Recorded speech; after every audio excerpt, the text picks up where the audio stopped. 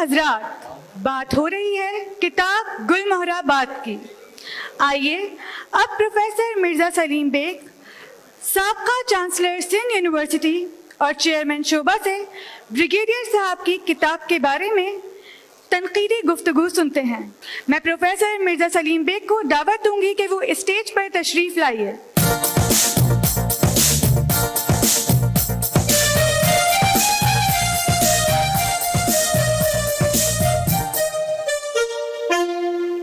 उस्ताजुल असातिज़ा जनाब डॉक्टर शौकतुल्लाह जौहर साहब को खुसूसी इजाज़त दीजिए। एक निहायत मुख्तसर सा मज़मून गुजारिश किया है और इसका उन्वान है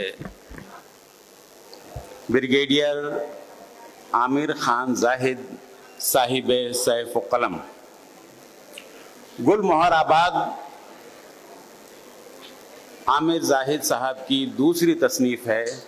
इससे कबल उनकी एक किताब डेडी के उन्वान से शाया हो चुकी है, लेकिन यहाँ मैं ये बात ज़ोर देकर कहना चाहता हूँ कि पूरे हैदराबाद में उनकी हर दिल अजीज़ी का सबब नमल यूनिवर्सिटी के कैंपस का क़याम है। इस तारीख़ी कारनामे को नज़र में रखते हुए अगर मैं उन्हें हैदराबाद का सर सैयद या सर सैयद सानी कहूँ तो बेजाना होगा। अदबी हलकों में बतौर मुसन्निफ़ उनकी पहचान इस किताब से शुरू होगी जिसे उन्होंने गुलमोहराबाद का निहायत खूबसूरत उन्वान दिया है। अगर कोई मुझसे पूछे कि गुलमोहराबाद का पता क्या है तो मैं यही कहूँगा कि ये शहर बेमिसाल आमिर जाहिद खान के दिलो दिमाग में आबाद है। लेकिन अगर कोई इस यूटोपिया को तस्लीम करने से इनकार करे तो मेरा दिल बेइख्तियार चाहेगा कि उसे अपना हैदराबाद दिखाऊं। लेकिन मैं जानता हूं कि मैं ऐसा ना कर सकूंगा, क्योंकि बढ़ती हुई आबादी और सुकड़ते हुए बजट ने इस शहर को देखने के काबिल छोड़ा ही नहीं। गालिबन यही वजह है कि आमिर जाहिद जब अपनी तख्लीकी जहद को बुरुए कार लाए तो उन्होंने गुलमोहराबाद बसाया। ये बिल्कुल ऐसे ही है जैसे सिलकोक टाउन या खुदा की बस्ती, जो हर जगह है और कहीं भी नहीं। ये अलग बात है कि मुसन्निफ ने अपने क़याम हैदराबाद की यादों को जिस शऊर से सक़ल किया वो उनके तजर्बात और मुशाहिदात के उस लामुतनाही सिलसिले का पता देता है जो हनूज जारी व सारी है। अच्छा तख्लीक़कार ख़ातिन व हज़रात, जुज़्व में कुल और कुल में जुज़्व यानी कतरे में दजला और दजले में कतरा ना सिर्फ खुद देख सकता है बल्कि अपने कारी को भी दिखा सकता है। चुनाचे ब्रिगेडियर आमिर जाहिद ने यही किया। उन्होंने गुलमोहराबाद की बिना डाली और रद्दे पर रद्दा चढ़ाते चले गए, हत्ता कि एक छोटी सी दुनिया आबाद हो गई जिसमें जीते जागते सांस लेते किरदार और उनकी मुतनव्वो जिंदगी पूरी आबोताब के साथ मौजूद है।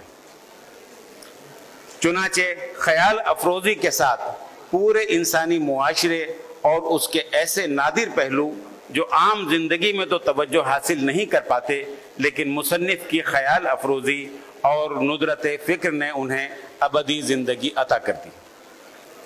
फ़िक्र की बात चल निकली है तो ये भी सुन लीजिए कि मुसन्निफ ने इस किताब में अफसाने और इंशाइये दोनों को शीरो शकर कर दिया है।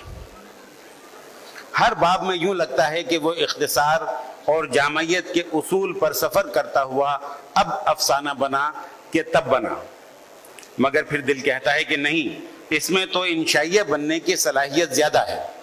और कभी कभी तो ये ख्याल भी गुजरा कि असल में तो ये एक रिपोर्टाज है। मगर मुसन्निफ के कलम की सीमाबियत का क्या किया जाए कि वो हर किस्म के लेबिल की लकीर पर यकसा रवानी से दौड़ने का हुनर जानता है। ये सब तजुर्बे और मुशाहिदे की फरावानी और फ़िक्र की गहराई के साथ साथ जिद्दत तराजी की देन है। उस पर नीम तंजिया और नीम मिजाहिया अंदाज़े बयान जो ना पढ़ने वाले को کھل کر ہنسنے دے اور نہ باقاعدہ سنجیدہ ہونے دے۔ البتہ ایک تبسم زیر لب کی کیفیت ضرور ہے جو اس شگفتہ سی تحریر کو آگے اور آگے پڑھنے پر مجبور کرتی ہے۔ یہ الگ بات ہے کہ اس شگفتگی کے بین السطور چند فکری عناصر کا سراغ بھی ملتا ہے جو زبان حال سے تو بیان ہوتا ہے لیکن لمحہ بھر کے لیے بھی کہیں بے باک نہیں ہوتا، شاید اس لیے کہ انہیں اپنے قاری پر مکمل اعتماد ہے، انہیں یقین کامل ہے کہ ان کا قاری طنز و مزاح میں ڈوبی ہوئی اس کیف آور تحریر سے لطف اندوز ہونے کے بعد اپنے آپ پر اور اپنے گرد و پیش پر نظر ضرور ڈالیں گے۔ وہی نظر اس فکریاتی عنصر تک پہنچ سکے گی جو اس کتاب کی تصنیف کا اصل سبب ہے، ورنہ ابتذال سے پاک علامات اور استعاروں کا سرور آور بیان قاری کی تفریح طبع کے لیے کافی ہے۔ شکریہ۔